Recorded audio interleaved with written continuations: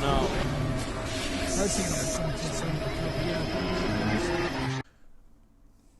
What's going on, everyone? I wanted to make this video a couple weeks ago, but I kind of got caught up with CEO and getting ready for that, so I had to put it off. I've noticed from time to time there are people who will post comments or questions saying something along the lines of, I keep getting poked every time I try to do something. How do I establish pressure in the neutral? How do I establish pressure in general? What do I do up close with opponents with poking and whatnot? So this is going to be a short video kind of showing and explaining how guaranteed pressure works within the confines of the game. So, and also be going over a little bit of throw psychology as well. But first things first, we'll look at up close. Now, one of the things I've noticed, not so much at the higher levels of play, but more so towards the players who are still learning, kind of just getting into the game, is that they are content with sitting up close to their opponents and trying to trade pokes for however long. Stuff like this.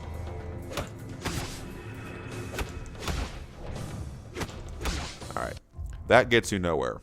All you're doing at that point is taking a very minuscule amount of chip damage, foregoing any type of mix-up or any type of pressure because you're afraid to do something. So, one option you have to begin your pressure is if you notice that your opponent is content to poke and block, expecting you to counter poke so that they can poke again, rather than just sitting there and doing that, just grab them. If they're going to sit there, then just grab them. You'd be surprised how quickly somebody will begin to get opened up if you start grabbing them after a blocked poke. So, that's number one. Now, a large part of establishing offense and pressure in this game is learning to do so off of a confirmed poke, which means you as the player must quickly recognize whether your poke hits the opponent or they block and adjust your pressure accordingly. Now, we mentioned previously that Ermac's back 1 and stand 2 both begin high, which means the opponent can easily duck, poke, and then begin their pressure. So what you as the Ermac player have to do is limit their options. So how do we take ducking away from them? I mean, obviously you can try to go for the overhead, but that's punishable. So, up close in the neutral, you're playing the poking game with the opponent. Now you notice that you can't really get anything started because they're always poking you back whenever you try to do something. So the key is to poke, register that it hits the opponent, and then begin your pressure. So in this case, we'll look at down 1. Notice the opponent gets hit, and they immediately duck again. So if you're slow, the back 1 is still whiffing, because my reactions are late and I'm not seeing that my poke hits and I'm not pressuring in time to take advantage of the fact that I'm plus. Now notice what happens when I do this a bit tighter.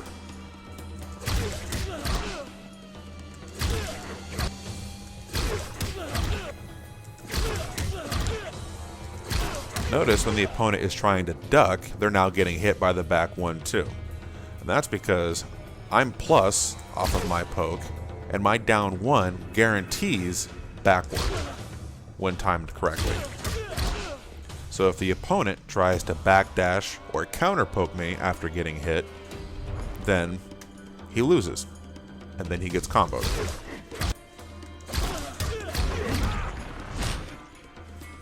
That's one example.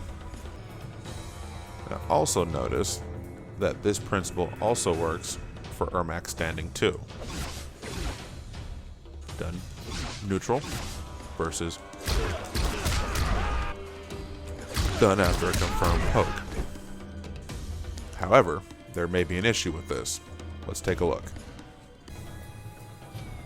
Alright, now we can take a look at Ermac's other primary string, which we should all be very familiar with in 4-2-1 down 2. Now, as we mentioned, in order to establish this form of pressure, we're going to work off of confirmed pokes. Now we know that Ermac's down 1 will guarantee back 1 or standing 2 on offense. but let's look and see if it will guarantee forward 2 as well.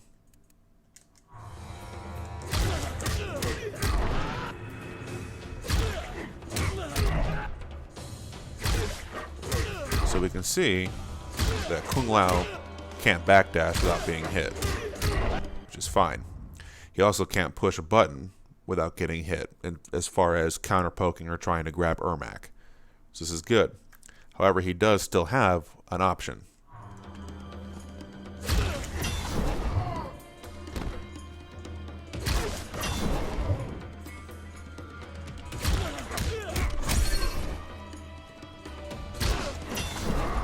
No, that's not me mashing the reversal.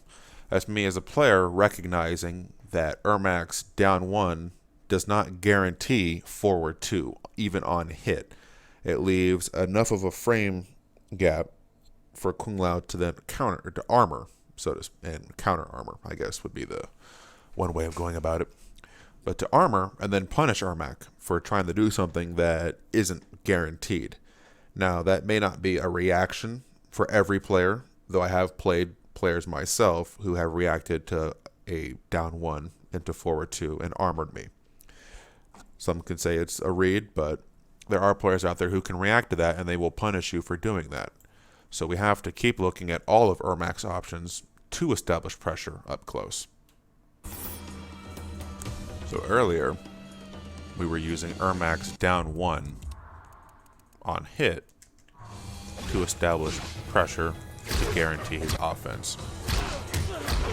So what we found is that down 1 will guarantee back 1 and standing 2 just fine. But when using down 1 on hit and trying to use forward 2-1 down 2, it can be armored. This is why using all of Ermac's tools is important. So for this now, we're going to use down 3. This move is somewhat infamous online, has been for some time, and the reason behind that is that Ermac's down 3 on hit is plus enough to guarantee just about anything that he'll do on offense. So in this instance, we'll do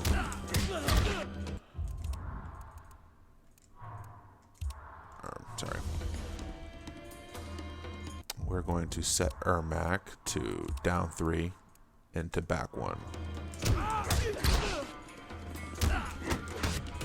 Because obviously I can't poke, I can't jump, I can't armor, I can't X-ray either. And the same could be said for, oops.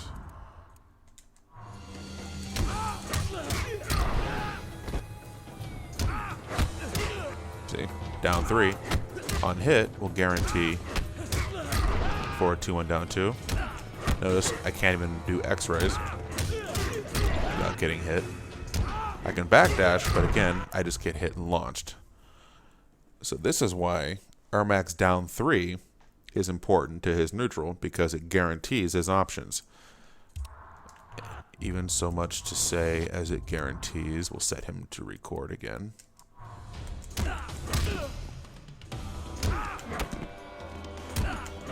See? Guarantees the overhead. Can't armor.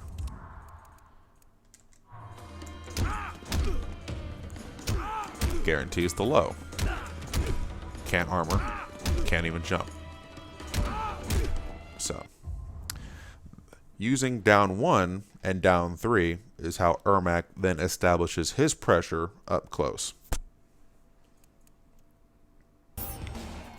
Alright, we're going to briefly look at the other two characters since, like I said before, everything that I talked about universally works throughout the whole cast.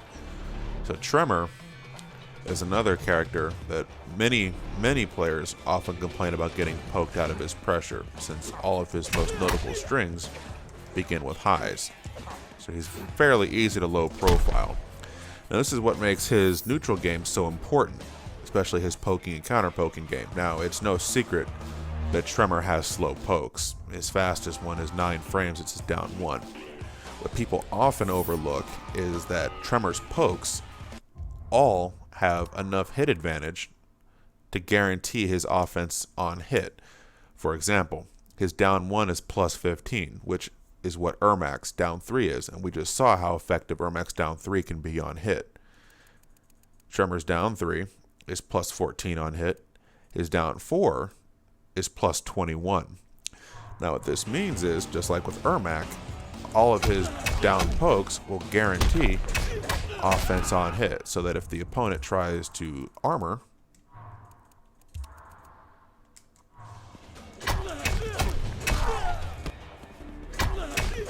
they can't. Notice, can't even X-ray. He just has to block or risk getting hit.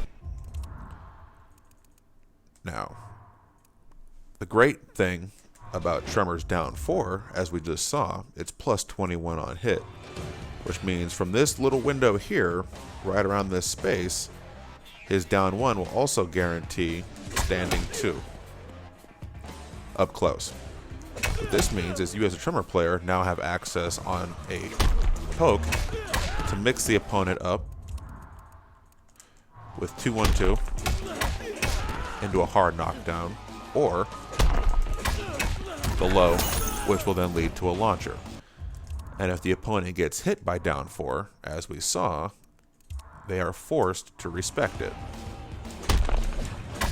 Well, when spaced and timed appropriately.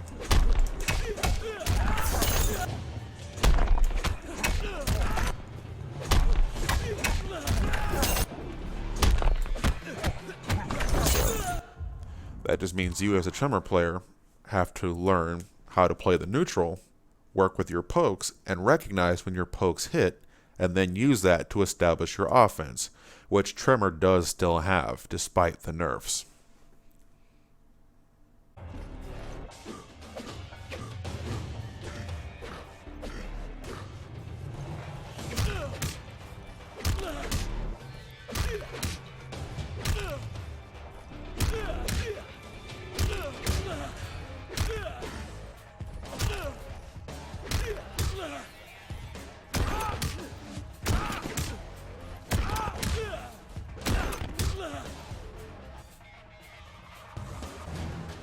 Alright, I didn't narrate the sector part because I assumed everyone would kind of figure out what I was trying to demonstrate. So, the last thing I wanted to go over was my approach on the psychology of throws in this game. Now, I'll preface this by saying this isn't going to guarantee you will tech every grab that comes your way. My approach, in theory, is that this will help take some of the guesswork out of teching a grab based on your positioning on the screen. So, here we're in the center of the screen. This is basically anything goes. The opponent could throw you forwards, they could throw you backwards. It just depends on what they're thinking and their level of comfort when executing their strings facing the left or the right. So unfortunately here, you're just going to have to guess and hope that it works out in your favor. Now, when you start getting into this area of the screen, if you are the Tremor player, you know that a lot of your pressure, or really pressure universally through the cast, comes from having your opponent in the corner.